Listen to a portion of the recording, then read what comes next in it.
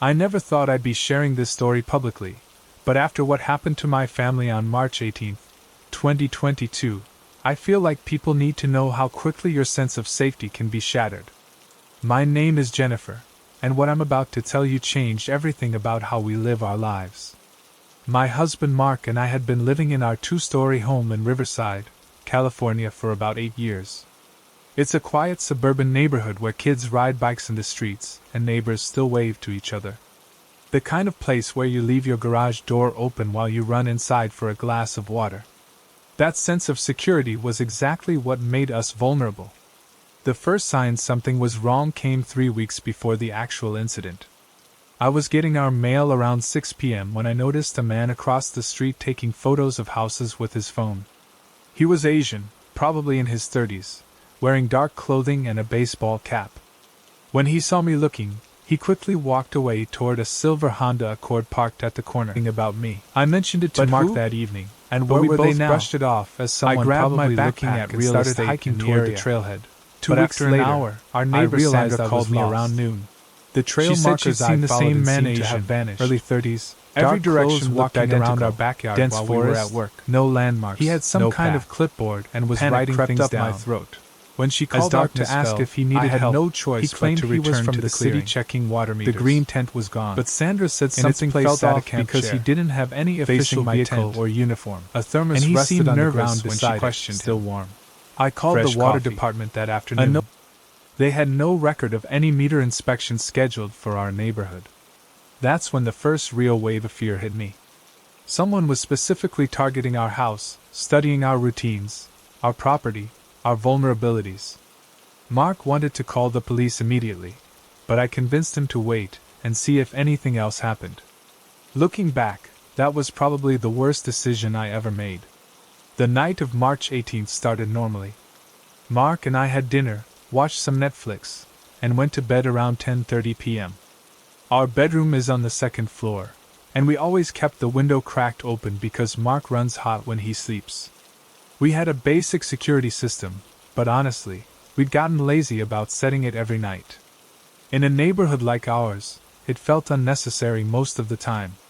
I woke up around 2:15 a.m. to what sounded like our kitchen chair scraping against the floor downstairs. At first, I thought maybe our cat had knocked something over, but then I remembered we'd put him in the garage for the night because he'd been getting into the houseplants. Mark was still sleeping soundly beside me, and the house was completely dark. I lay there for maybe 5 minutes, listening intently.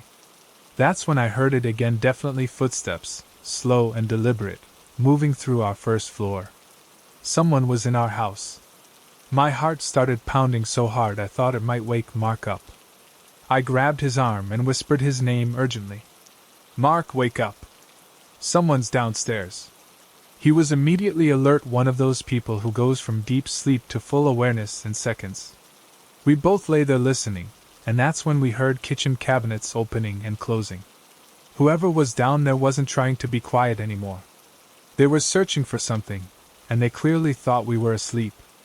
Mark slowly reached into his nightstand for his phone to call 911, but when he pressed the home button, nothing happened. The screen was completely black. Dead battery. My phone was downstairs charging on the kitchen counter exactly where this intruder was right now.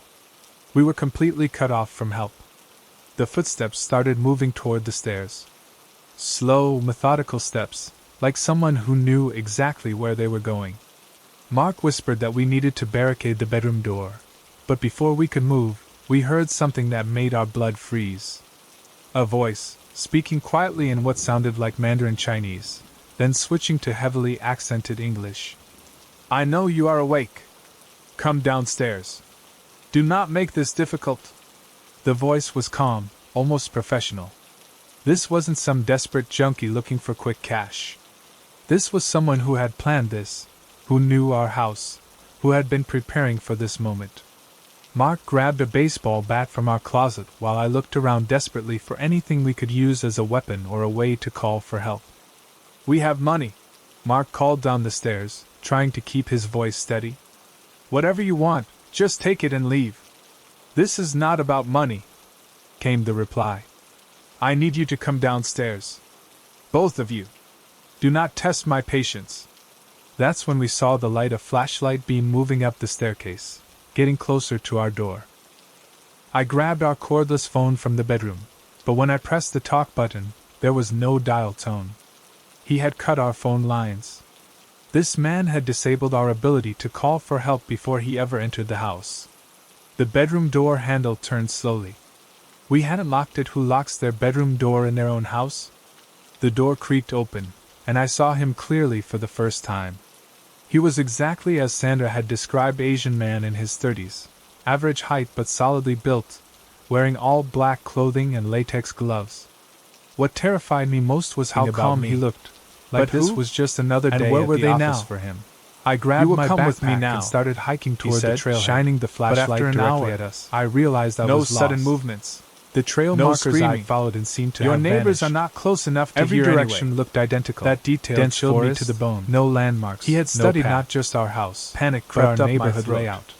As darkness fell, he knew the Hendersons' house was empty because they were visiting their daughter in Phoenix. The green tent was gone. He knew the Garcias on the other side had their bedroom on the far side facing my tent. He had plans rested on the ground beside it. Mark stepped slightly in front of me, fresh coffee, still holding the bat. What do you want? Why are you doing this? The man reached into his jacket and pulled out what looked like a tablet computer. He swiped through several screens, then turned it toward us. On the screen were photos of our house, our cars, our daily routines. Pictures of me leaving for work, Mark coming home from the gym, both of us at the grocery store. He had been watching us for weeks, maybe longer. Your husband works for Riverside Tech Solutions, he said, looking directly at Mark. You have access to client database information. Specifically, you handle accounts for several defense contractors. The blood drained from Mark's face. His company did IT support for various businesses, including some government contractors, but it was routine stuff: network maintenance, software updates, basic tech support. Nothing that seemed valuable enough for someone to break into our house. I don't have access to classified information, Mark said quickly. I just fix computers and update software. I'm not high level enough to. You underestimate what is valuable, the man interrupted. Client lists, contact information, security protocols, network architecture diagrams. All of this has worth to the right buyers. I realized we weren't dealing with a random home invasion. This was corporate espionage, and we had become targets because of Mark's job. This man had spent weeks studying us, learning our routines, planning this operation like a military mission. I can't access that information from home, Mark said. Even if I wanted to help you, everything is secured behind company firewalls. I need to be physically at the office. The man smiled, not a pleasant expression, but satisfied, like Mark had just confirmed something he already knew. Yes. Which is why we will go there now. All three of us. The plan became horrifyingly clear. He was going to force Mark to take him to the office and access company systems, while holding me as leverage to ensure cooperation. If Mark refused or tried to signal for help, I would pay the price. The building has security, Mark said desperately. Cameras, guards, keycard access logs. You'll never get in without being detected. Your keycard shows you working late frequently. Security guards know you. At 3 a.m. on a Saturday morning, building will be mostly empty except for cleaning crew. We will enter through service entrance. You will disable security cameras from internal system. I have studied your building as thoroughly as I studied your house. The level of planning was terrifying. This wasn't some crime of opportunity, it was a sophisticated operation that had been months in the making. How many other families had he done this to? How many other tech workers had been forced to compromise their company's security?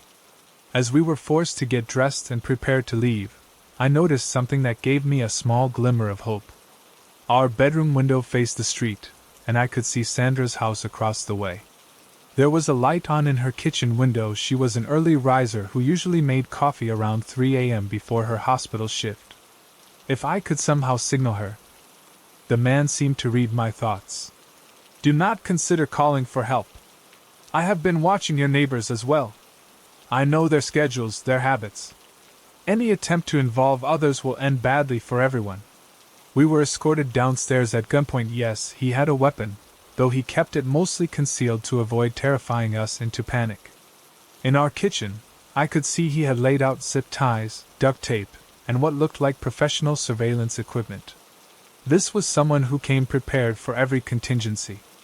As we headed toward the garage, I made eye contact with Mark and saw the same thought reflected in his eyes. And where were they now? This couldn't end well for us. I grabbed my backpack and even if Mark gave this man everything he wanted, but after an hour we had seen his realized face, I was lost. Heard his voice, the trail markers I followed and seemed to have vanished. There was no scenario every where direction he just let us identical. Go afterward. Dense forest, but that's where his planning had a fatal flaw. As we reached the garage, Mark's work phone, which he always left, I had no choice but to return to the clearing. Loud, insistent, the green tent echoing through the garage. In its place, the man spun toward the sound, facing momentarily distracted. A thermos rested on the ground beside it, still warm. What happened next was over in seconds, but felt like hours. Mark swung the garage door opener, hitting our attacker in the shoulder and causing him to drop his weapon. I lunged for the garage door button, and as the door started rising, I screamed at the top of my lungs for help. The motion sensor lights in our driveway blazed on, illuminating everything. The man recovered quickly, grabbing his gun and pointing it at me, but it was too late. Sandra's porch light came on across the street, then the Hendersons' house lit up as their security system detected the noise. Within seconds, multiple neighbors were looking out their windows, and I could hear someone shouting that they were calling 911. Our attacker realized his carefully planned operation had become a neighborhood-wide incident. Sirens were already audible in the distance. Apparently multiple neighbors had called police simultaneously. He looked at us with what I can only describe as professional disappointment, like a businessman whose presentation hadn't gone as planned. "This is not finished," he said quietly, then disappeared into the darkness between houses. Police arrived within 3 minutes, followed by FBI agents within the hour. It turned out we weren't his first victims. There had been similar incidents in Phoenix, Seattle, and Denver over the past year, all targeting tech workers with access to contractor information. The man we encountered was believed to be part of an organized group stealing corporate and government data for foreign buyers. They never caught him, despite having clear security footage from our garage camera and detailed descriptions from multiple witnesses. What's most unsettling is that Detective Williams told us these operations typically involve teams, not individuals. Somewhere out there, other families are being watched, studied, selected as targets. We moved within 6 months. Mark changed jobs, and we now live in a gated community with professional security. We have cameras, motion sensors, and a security system that's monitored 24/7. Some people say we're paranoid, but they didn't experience that feeling of being hunted in their own home. The scariest part isn't what happened that night, it's knowing how long he had been watching us, learning our habits, preparing to use our own routines against us. How many times had I walked past him on the street without noticing? How many photos did he take of us going about our normal lives? What keeps me awake now isn't just the memory of that night, but the knowledge that there are others out there, right now, being watched by people who see them not as human beings but as access points to valuable information. Your job, your routine, your sense of security, all of it can make you a target for people who plan their crimes like business operations. Have you ever noticed someone paying too much attention to your house, your schedule, or your daily routine? Have you ever felt like you were being watched but dismissed it as paranoia? Because after what happened to us, I learned that sometimes what feels like paranoia is actually your subconscious picking up on real danger. Trust those instincts. They might save your life. I've lived in the same house in Bakersfield, California for 12 years, and I thought I knew everyone on Elm Drive. We're the kind of neighborhood where people borrow lawnmowers and watch each other's packages. That sense of community trust is exactly what made what happened on August 14, 2023 so devastating. I'm still processing it 6 months later, and my therapist says sharing the story might help me heal. My name is David, and the person I'm going to tell you about lived 3 houses down from me for over 8 years. His name was Kevin Patterson, and until that Monday afternoon, I would have described him as the perfect neighbor. Kevin was in his early 40s, divorced, worked as an accountant for some agricultural company downtown. He kept his lawn immaculate, always waved when he saw you, and where were they now? Volunteered to help whenever someone needed an extra and started hiking toward the trailhead. When my wife Lisa and I went through our divorce 2 years ago, Kevin was one of the few neighbors who didn't take sides or make things awkward. Every direction looked identical. He even helped me move some furniture when Lisa took her stuff. No path. The first weird thing I noticed was about 3 months before the incident. As darkness fell, I was coming home from my night shift at the Kern County Medical Center. I'm a radiology technician, and I saw Kevin standing in his driveway facing my 2:30 a.m. Just staring at my house. Rested on the ground beside it. When our eyes met, he gave me that same friendly wave and went inside. I figured maybe he couldn't sleep or was having trouble with insomnia. Divorce does that to people sometimes. A few weeks later, my next-door neighbor Mrs. Chin mentioned that she'd seen Kevin walking around my backyard while I was at work. When she asked him about it, he said he was checking on things for me while I was gone, making sure everything looked secure. That seemed thoughtful, even if I hadn't asked him to do it. Mrs. Chin said she got a strange feeling about it, but I told her Kevin was just being a good neighbor. The incident that changed everything happened on a Monday when I was supposed to be at work for a double shift. I'd called in sick that morning, nothing serious, just needed a mental health day. I'd been working 60-hour weeks trying to pay for the divorce lawyers, and I was completely burned out. I turned off my phone, closed all the blinds, and planned to spend the day sleeping and watching Netflix. Around 2 p.m., I was dozing on the couch when I heard my back door opening. My house has this distinctive squeak in the hinges that I'd been meaning to fix for months. At first, I thought maybe I'd forgotten to lock it and the wind had blown it open, but then I heard footsteps in my kitchen. I grabbed a baseball bat from my hall closet and crept toward the kitchen, thinking it might be a burglar who assumed the house was empty because my car was in the garage. What I saw when I peered around the corner still gives me nightmares. It was Kevin, but he wasn't acting like someone who had broken in by accident. He was going through my refrigerator systematically, taking photos of the contents with his phone. He had latex gloves on and was being careful not to touch anything directly. This wasn't random, he was documenting everything. I watched in stunned silence as he moved through my kitchen, photographing the inside of cabinets, the contents of my junk drawer, even the magnets on my refrigerator. He pulled out a small notebook and wrote something down, then moved toward my living room. That's when I realized he had been in my house before. He moved through the space like he knew exactly where everything was. He didn't bump into furniture or hesitate about which direction to go. Kevin had been coming into my house regularly, probably for months, learning the layout and cataloging my possessions. In my living room, he photographed my mail pile, my laptop computer, and the contents of my coffee table drawer. But what made my blood run cold was when he picked up a framed photo of my sister's kids, my nephew and niece who visit sometimes, and took a close-up picture of it. Why would he need photos of my family members? I was paralyzed with shock and fear. This wasn't some stranger, this was someone I had trusted, someone I had invited into my house for barbecues and football games. Kevin had been systematically violating my privacy and collecting information about my life, and I had no idea why. He moved upstairs to my bedroom, and I could hear him opening drawers, photographing personal items, even going through my laundry basket. The intimacy of the violation was overwhelming. This person had been studying the most private details of my life while pretending to be my friend. When he came back downstairs, he spent several minutes in my home office, photographing documents, taking pictures of my computer screen, and copying information from papers on my desk. That's when I realized this might be connected to my job at the hospital. Medical records, patient information, employee access codes, all of that would be valuable to the right buyer. But what happened next was even more disturbing. Kevin pulled out his phone and made a call, speaking quietly but urgently. I could only hear fragments. Subject's routine confirmed. Access points verified. Recommend proceeding with Phase 2. Phase 2 of what? How long had Kevin been running some kind of operation with me as the target about me? And who was he reporting to? And where were they now? I had two choices. I grabbed my backpack him immediately, and started hiking, or let him leave and call the police. But after an hour, every instinct told me to stay hidden.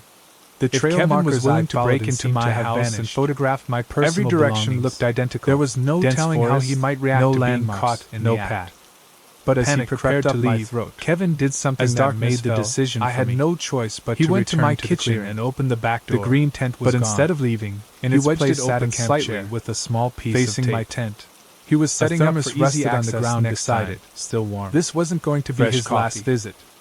I stepped out from behind the wall with the baseball bat raised. "What the hell are you doing in my house, Kevin?" The transformation in his face was terrifying. The friendly neighbor expression disappeared completely, replaced by something cold and calculating. For a few seconds, we just stared at each other, and I realized I was looking at the real Kevin Patterson for the first time. "David," he said calmly, like we had run into each other at the grocery store. "You're supposed to be at work. Answer the question. Why are you in my house? What are you doing with those photos?" Kevin glanced toward the back door, measuring the distance, but I was blocking his path to the front of the house. He was trapped, and we both knew it. "You wouldn't understand," he said finally. "It's nothing personal. You just have access to things that certain people find valuable." "What things?" "I'm a radiology tech at a county hospital. I don't have access to anything valuable. Medical records, patient information, employee schedules, security protocols. You'd be surprised what people will pay for that kind of data. Insurance companies, lawyers, private investigators, they all need information that's not supposed to be public." The scope of what he was describing hit me like a physical blow. Kevin wasn't just violating my privacy, he was planning to use my job access to steal protected medical information about patients. People who trusted the hospital to keep their health records confidential. "How long have you been doing this?" I asked. "To you specifically?" "About 4 months. But this neighborhood has been very profitable for nearly 2 years. People trust their neighbors. They don't secure their homes properly. They talk about their jobs, their access, their schedules. It's like a shopping mall for information brokers." 2 years. Kevin had been systematically targeting neighbors for 2 years, stealing their identities, their information, their trust.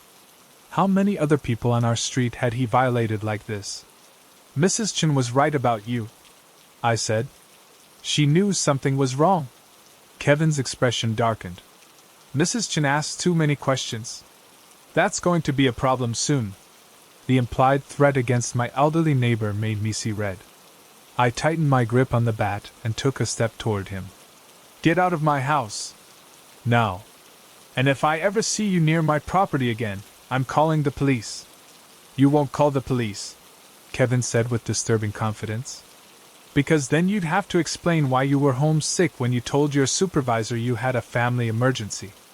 Your boss might want documentation for that emergency leave you took. Might start asking questions about your attendance patterns." He had been monitoring my work schedule, my phone calls, even my conversations with supervisors. The level of surveillance was staggering. "You recorded my phone calls? Your walls are thin, David. Sound carries. You talk loudly when you're stressed about work. It's been very educational." Kevin moved toward the back door, confident that he had neutralized any threat I might pose. But he had miscalculated something important. I was more angry than scared now. "The difference between you and me," I said, following him toward the door, "is that I actually care about the people in this neighborhood. Mrs. Chen, the Williamses, even the college kids in the rental house. You see them as targets. I see them as friends. Friends don't pay the bills, David. Information does." As Kevin reached for the door handle, I made a decision that changed everything. Instead of letting him leave, I slammed the door shut and turned the deadbolt. "You're not leaving until you tell me who else you're targeting and what information you've already stolen." "And where were they now?" Kevin's calm demeanor finally cracked and started hiking toward the trailhead. "You don't understand what you're interfering with." But after an hour, I realized I was lost. "This is bigger than just me. The trail markers I followed and seemed to have vanished. There are people who won't appreciate every direction looked their operations. Dense forest, then maybe it's no land they got disrupted. No path." I called 911 while keeping the bat trained on Kevin. As darkness fell, I What had the no dispatcher choice told but to me when return to the officers were clearing. en route was chilling. The green tent They was had gone. received similar In reports its from place 3 sat a other camp neighborhoods chair, in Bakersfield facing over the my past tent. 6 months. A thermos Home rested on the invasions ground where beside nothing it, was still stolen warm. but personal Fresh information had coffee. been compromised. Kevin Patterson was part of a larger network. When police arrived, they found Kevin's house filled with surveillance equipment, stolen mail, copied documents, and detailed files on over 30 neighbors across 4 different streets. He had been running what the FBI later called a neighborhood intelligence operation, using his position as a trusted community member to gather information for identity theft and corporate espionage. The investigation revealed that Kevin had been selling medical records, financial information, and personal data to buyers across the country. Patient records from the hospital where I worked were found in his files, along with detailed plans to recruit other healthcare workers as unwitting sources. Kevin pled guilty to multiple federal charges and received 8 years in prison. But the investigation also revealed something that still haunts me. He had been planning to escalate his operation by targeting families with children, using the kids' information to create long-term identity theft schemes. I moved out of that house within 3 months. I couldn't sleep knowing that Kevin had been watching me, cataloging my life, planning to exploit my job access to hurt vulnerable patients. Every creak in the house, every shadow in the yard reminded me of how thoroughly he had violated my sense of safety. The hardest part was realizing how many warning signs I had ignored. Mrs. Chen's concerns, Kevin's unusual interest in everyone's work schedules, his offers to help that I never actually asked for. The Friendly Neighbor Act had been a perfect cover for sophisticated criminal activity. What scares me most is thinking about other neighborhoods, other friendly neighbors who might be running similar operations. How do you tell the difference between genuine community spirit and calculated manipulation? How do you maintain trust in your community when you've learned that predators can hide behind the most innocent interactions? The FBI told me that neighborhood-based intelligence gathering is becoming more common because people are more security conscious about online privacy but still vulnerable to social engineering in person. Criminals are adapting by embedding themselves in communities, earning trust over years before exploiting it. Have you ever had a neighbor who seemed just a little too interested in your schedule, your job, or your family details? Someone who always seemed to be around when you were leaving for work or coming home? Because after what I experienced, I've learned that sometimes the most dangerous person isn't a stranger breaking into your house, it's the person you invite in because you trust them. Pay attention to those small inconsistencies, those moments when someone's interest in your life feels slightly off. Your instincts about your neighbors might be picking up on something your conscious mind hasn't recognized yet. I need to share what happened to my family on November 3, 2023. Because I never want another innocent family to go through what we experienced. My name is Michael, and I live in Springfield, Ohio with my wife Angela and our 2 kids Emma, who's 8, and Jake, who's 6. What I'm about to tell you shows how a deliberate lie can turn your home into a war zone in minutes. It was a Friday evening around 8:30 p.m. The kids were in their pajamas watching Disney movies in the living room while Angela and I cleaned up after dinner. We live on Pine Street in a quiet residential area, mostly working families, retirees, people who've been in the same houses for decades. The kind of neighborhood where the biggest excitement is usually someone's garbage cans blowing over in a storm. I was loading the dishwasher when I heard what sounded like thunder, but the sky was clear. Then came pounding on our front door, not knocking, but violent hammering that shook the entire house. Before I could even move toward the door, it exploded inward. Police! Search warrant! Get down! Get down now! But who? 6 officers and where were they now? Flooded into our living room with weapons drawn, and started hiking toward the trailhead. But after Emma started screaming, I realized I was Jake lost. Threw himself behind the couch. The trail markers I'd followed Angela came running from the kitchen and froze. Every direction looked identical. Pointed at our children. Dense forest, no face landmarks, down on the ground, no path. Hands behind your head. Up my throat. Now, as darkness fell, I dropped to the floor. I had no choice but to return to process what was happening. The green tent was gone. This had to be a mistake. In its place sat a camp chair. We're not criminals. Facing we don't even get parking tickets. A thermos rested on the ground beside it. But the officers weren't interested in explanations. They were treating our house like a crime scene and us like dangerous suspects. Please, I called out, my face pressed against our hardwood floor. "There are children here. Whatever you're looking for, we can explain dash." "Shut up! Don't move unless we tell you to move!" One officer kept his weapon trained on Angela while another zip-tied my hands behind my back. Two more officers disappeared upstairs, and I could hear them tearing through our bedrooms, closets, bathroom, everywhere. Furniture being moved, drawers being emptied, our personal belongings scattered. Emma was crying so hard she could barely breathe. Jake had gone completely silent, which scared me more than screaming would have. These are good kids who've never seen violence, never been yelled at by strangers, never had their home invaded by armed people. "What are you looking for?" Angela asked, her voice shaking. "We haven't done anything wrong." The lead officer, Sergeant Morrison, according to his name tag, consulted a piece of paper. "We have a warrant to search this premises for illegal firearms, drug manufacturing equipment, and stolen merchandise.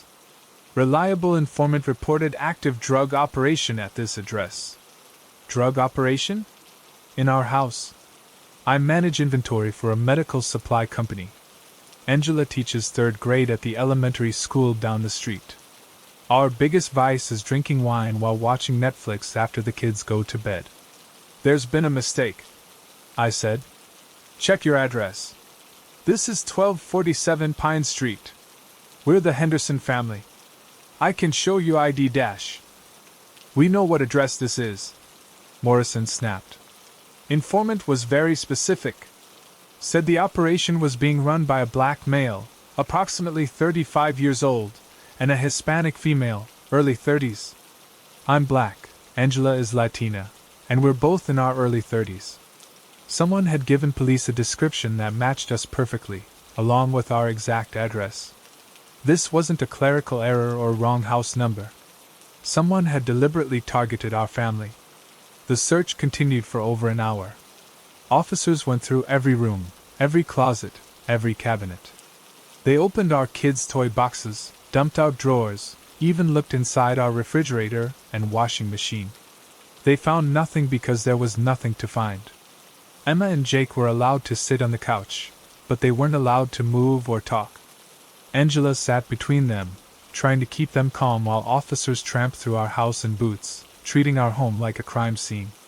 I remained face down on the floor, zip-tied, watching my children's sense of safety being destroyed. "Where are the drugs?" Morrison kept asking. "Informant said there were large quantities of methamphetamines and cocaine processed here. Where's your lab equipment?" "We don't have drugs," Angela said for probably the 10th time. "I'm a teacher.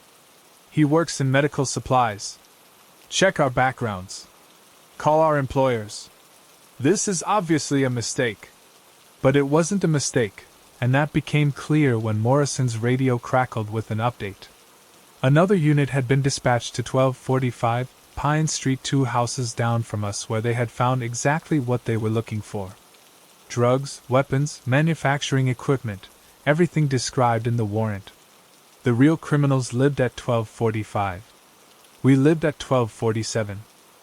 Someone had deliberately given police our address instead of the correct one. "Why would someone do that?" Angela asked when the officers finally removed my restraints and began packing up their equipment. Morrison looked uncomfortable for the first time that evening. "Sometimes people give false information to throw us off, but who? By time to dispose And where of were they evidence. now?" I grabbed my it's backpack personal, and someone started with a hiking grudge toward trying the to cause trailhead. problems But for after neighbors. an hour, I Personal. realized I was lost. Someone in our neighborhood, The trail markers someone I who knew followed us, seemed to had have deliberately vanished. sent armed police Every to direction terrorize looked our identical. family. Dense But who? forest, no landmarks, why? no path. The officers left Panic without crept up apology. my throat. No. As darkness Sorry fell, for the I inconvenience. had no choice but to No return to the acknowledgement clearing. that they had The traumatized green 2 tent young was children gone, and violated in its our place home based based on on false false information. Facing my They tent, just packed up and a moved thermos on to the rested real on the crime ground scene beside 2 it, houses still away. warm. Emma Fresh didn't coffee. sleep that night. Neither did Jake. They kept asking if the bad men with guns were coming back. Angela and I took turns staying awake, listening for sounds, jumping at every car that drove by. Our sense of security was completely shattered. The next morning, I started investigating. I walked down to 1245 Pine Street and saw the aftermath: police tape, broken windows, evidence markers in the yard. The house had been vacant for 3 months since the previous tenants moved out. Apparently, someone had been using it as a drug lab without anyone realizing it. But here's what bothered me. Whoever called in the tip knew enough to give police accurate descriptions of Angela and me. They knew our races, approximate ages, and exact address. This wasn't some random caller who confused house numbers. Someone had studied us specifically. I started paying attention to our neighbors differently. The Williamses next door were friendly but kept to themselves. The elderly couple across the street, the Martins, had always waved when we passed. The rental house on the corner had college students who threw occasional parties but seemed harmless. Then I remembered something from about 6 months earlier. We had complained to the city about a neighbor who was letting his property become overgrown and attracting rats. The complaint was anonymous, but somehow the neighbor, Carl Stevens, had figured out it came from us. He had confronted me in my driveway, angry about the citation he received. Carl lived at 1249 Pine Street, right next to the drug house. He would have known about the illegal activity there. He would have seen police surveillance, known a raid was coming. And he had a clear motive for revenge against us. I shared this theory with Detective Walsh, who was investigating the drug operation. What she told me made my blood run cold. The anonymous tip came from a burner phone, Walsh said. Caller claimed to be a concerned neighbor who had observed drug activity. But the tip was very specific: times of day, descriptions of people, even details about your work schedules that someone would only know from close observation. Someone had been watching us for months, learning our routines, preparing to use us as decoys when the time came. They knew Angela left for school at 7:15 a.m. They knew I got home from work around 6 p.m. They knew our kids' ages and schedules. The investigation into the drug house revealed that the operation had been running for at least 4 months. Carl Stevens had been questioned as a neighbor but claimed he never noticed anything suspicious. Now I wondered if he had been involved somehow, or at least known about it, and planned all along to redirect police attention to us when things got hot. 3 weeks later, I got confirmation. Emma came home from school upset because some kids were saying mean things about her family. When I pressed for details, she said they were repeating things their parents had told them, that police had raided our house because we were criminals. Someone was spreading rumors about us in the neighborhood. Our children were being ostracized at school because of lies about that night. The damage wasn't just the trauma of the raid itself, it was the ongoing social consequences of being branded as criminals in our own community. I confronted Carl directly. When I knocked on his door and explained what was happening to my family, his reaction told me everything I needed to know. "Maybe you should have minded your own business about other people's property," he said with a smirk. "Sometimes when you cause problems for your neighbors, problems come back to you." He didn't deny giving police our address. He didn't express any concern about what had happened to our children. He basically admitted that he had deliberately used us as decoys to protect the real criminals. "You sent armed police to terrorize my kids because you were mad about a code violation?" "I sent police to investigate reported criminal activity. And where were they now? Not my fault they got the wrong house." And started hiking toward the trailhead. But it was his fault. But after an hour, he had given them the wrong house on purpose, knowing the trail markers what would happen to seemed to have vanished. I reported every this conversation to Detective Walsh. Dense forest, but there wasn't enough evidence to prove Carl had deliberately provided false information. As the tip was anonymous, I had no choice but to return to me with just angry words. The green tent was gone.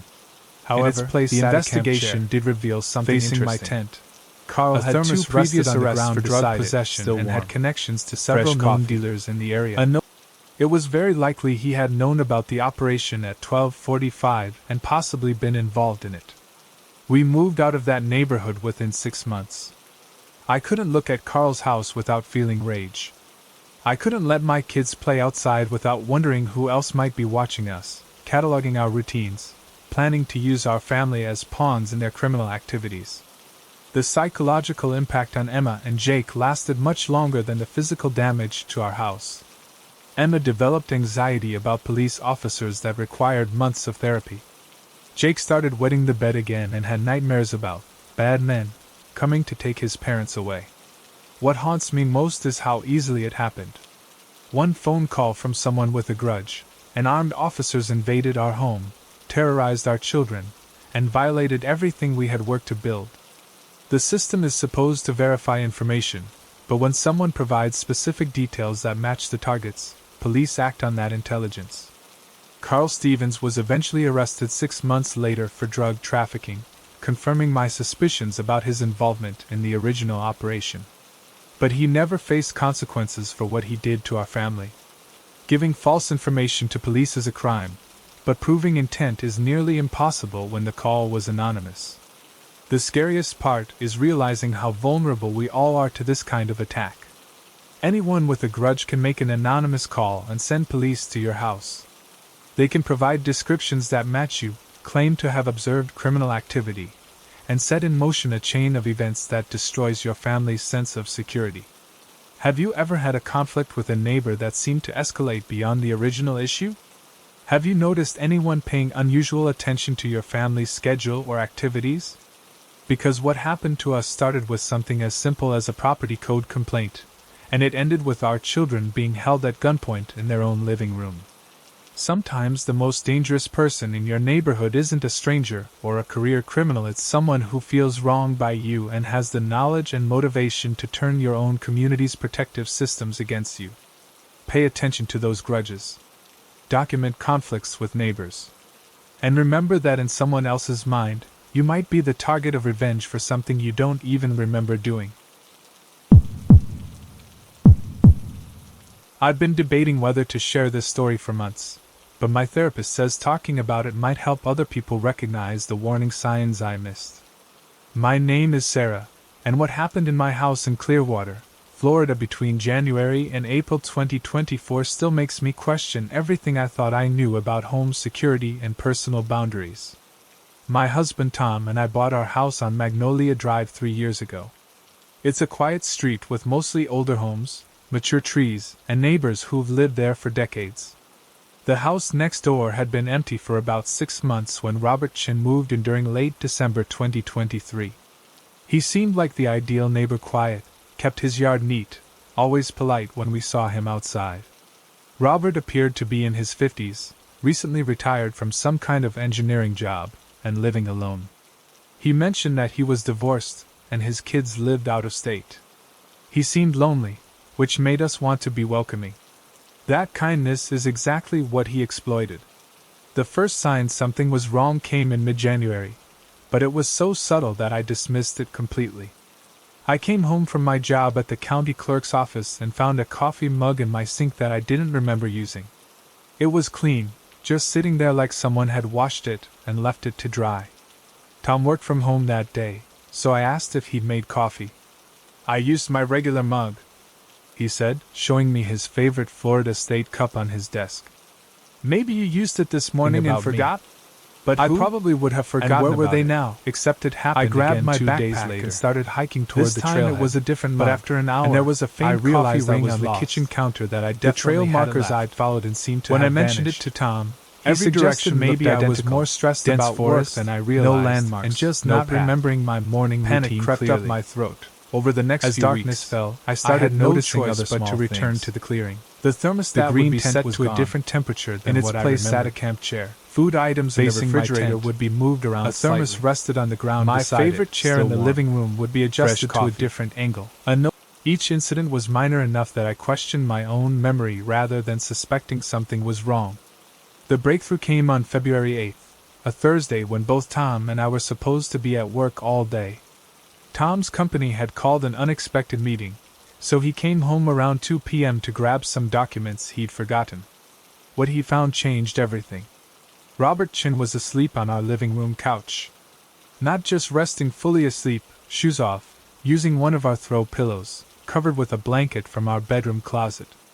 The TV was on, tuned to a cooking show. There was a half-eaten sandwich on our coffee table and an open bottle of our beer on the end table. Tom stood there for several minutes, trying to process what he was seeing. This wasn't a break-in or burglary. Robert looked completely comfortable, like he belonged there. He had made himself a meal, selected entertainment, and settled in for what appeared to be a regular afternoon nap in our house. "Robert," Tom said loudly. "Robert, wake up."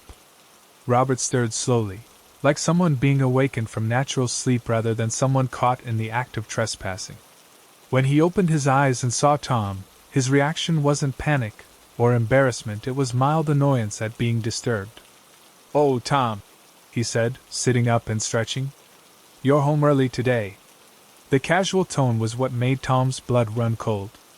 Robert spoke like this was a normal conversation between friends, not like he'd been caught illegally in someone else's house. "What are you doing in my house?"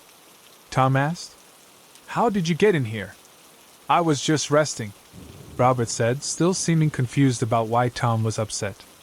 "I finished my yard work early and thought I'd relax for a bit. You and Sarah are always so welcoming." Tom noticed that Robert had a key in his hand, not breaking tools or anything suspicious, but an actual house key. "Our house key." "Where did you get that key?"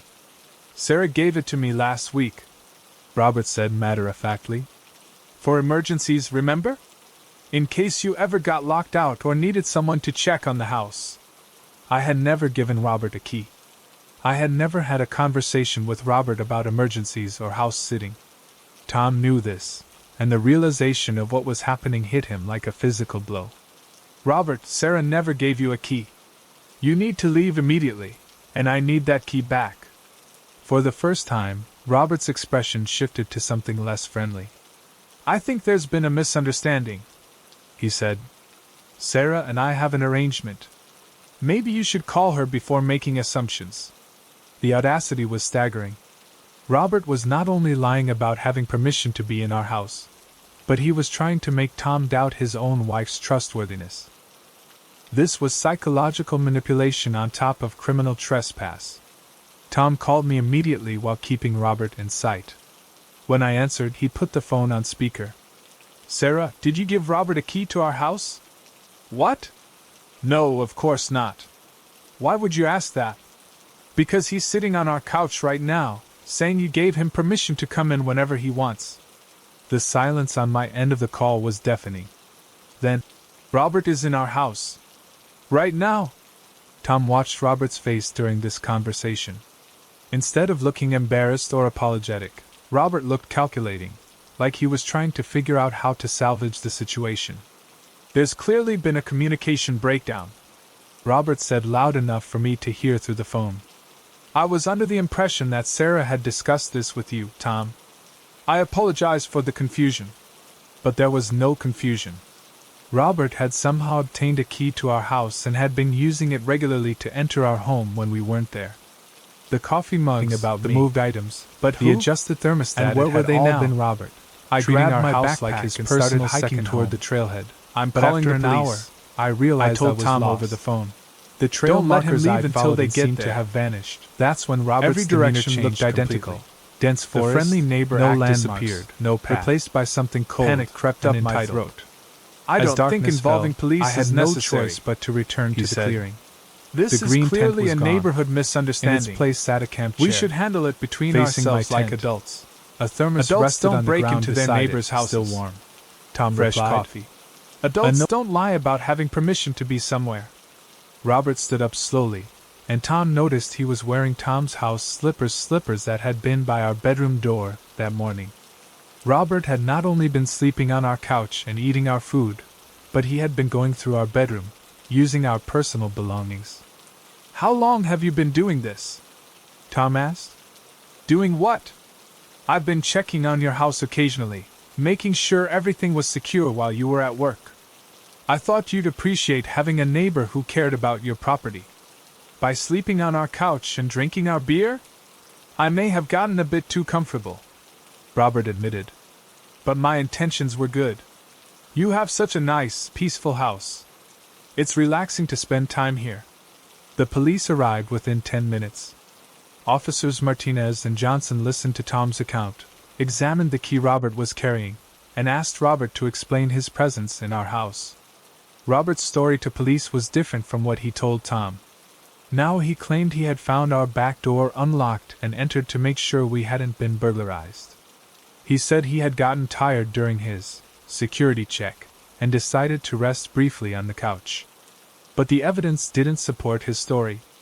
The sandwich he'd made included ingredients from multiple places in our kitchen. The TV was tuned to a show that had been running for over an hour. He was wearing Tom's slippers and had used our bathroom. There were personal items moved around that indicated he'd been there for an extended period. Most damning was the key itself. It wasn't just any key, it was a perfect copy of our house key, professionally made. When officers asked Robert where he'd gotten it, his story kept changing. First he said he'd found it. Then he claimed Sarah had given it to him months ago. Finally, he said he'd borrowed it from our spare key hiding place and copied it for security purposes. We had never had a spare key hiding place. The investigation revealed the scope of Robert's intrusions. Our security camera, which we thought had been malfunctioning because it showed gaps in recording, had actually been turned off and on systematically. Robert knew exactly where it was and how to disable it during his visits. Police found a detailed notebook in Robert's house with information about our schedules, our work hours, our habits, and even notes about our personal belongings. He had been studying us for months, learning our routines so he could use our house when we weren't there. The notebook contained entries like, Tom leaves for gym at 6 a.m. Tuesdays/Thursdays, gone 90 minutes. Sarah grocery shops Saturday mornings, usually 2 to 3 hours. Both at work 9 to 5 weekdays, house empty until 5:30 p.m. But what made it truly disturbing were his personal observations. Sarah's lavender shampoo very relaxing. Tom's leather chair perfect for afternoon naps. Their bedroom gets good afternoon sunlight. Kitchen well stocked, good coffee. Robert had been treating our house like his personal retreat center, rating our amenities and scheduling his visits around our absence. The level of entitlement was breathtaking. Detective Williams, who handled the case, told us this type of crime was more common than people realized. Neighbor intrusion. Cases often involve someone who felt entitled to access because of proximity and familiarity. The perpetrators usually escalated gradually, starting with small boundary violations and building up to regular trespassing. The scary part, Detective Williams explained, is that these people often don't see themselves as criminals. They rationalize their behavior as helpful or friendly. In their minds, they're not stealing or trespassing, they're just being neighborly. Robert was charged with burglary, trespassing, and stalking. During the court proceedings, but more disturbing details and where emerged. were they now? He had been taking my photos of our and personal hiking belongings, toward the trailhead, apparently for but his after own an hour, enjoyment. I realized he was had tried lost. on Tom's clothes. The trail markers He I had been followed going seemed through to our have mail vanished. and personal documents. Every direction looked Most identical. unsettling was Dense the testimony forest, from other no neighbors. landmarks, no path. Mrs. Rodriguez from across the crept street up my said she throat. had occasionally seen As Robert darkness in our fell, backyard. I had when we no weren't choice home, but to return but she to the assumed clearing. he was helping with The the green artwork. tent was gone. The college In its students place next sat a door camp said chair, they'd seen him going in facing and my out of tent. our house and A figured he thermos was rested sitting on the ground beside Robert it, had still been warm. so brazen and Fresh casual coffee. about his intrusions A that no- neighbors who witnessed them assumed he had permission. His comfortable, entitled behavior had provided perfect camouflage for months of systematic trespassing. The psychological evaluation ordered by the court revealed that Robert had what experts called boundary displacement disorder. He genuinely believed that his needs and comfort justified entering other people's private spaces. He showed no remorse for violating our privacy, only regret at being caught. Robert pled guilty to reduced charges and received 18 months in prison plus 3 years probation. We obtained a permanent restraining order, but the damage to our sense of security was irreparable. We changed all our locks, installed a comprehensive security system, and even considered moving. Every time we left the house, we wondered if someone else might be watching, learning our routines, planning their own intrusions. The hardest part was realizing how long it had been going on without our knowledge. Robert had been sleeping in our bed when we were at work, using our shower, going through our personal belongings, living a parallel life in our space. The intimacy of the violation was overwhelming. 6 months later, we learned that Robert had been arrested for similar behavior at his previous address in Tampa.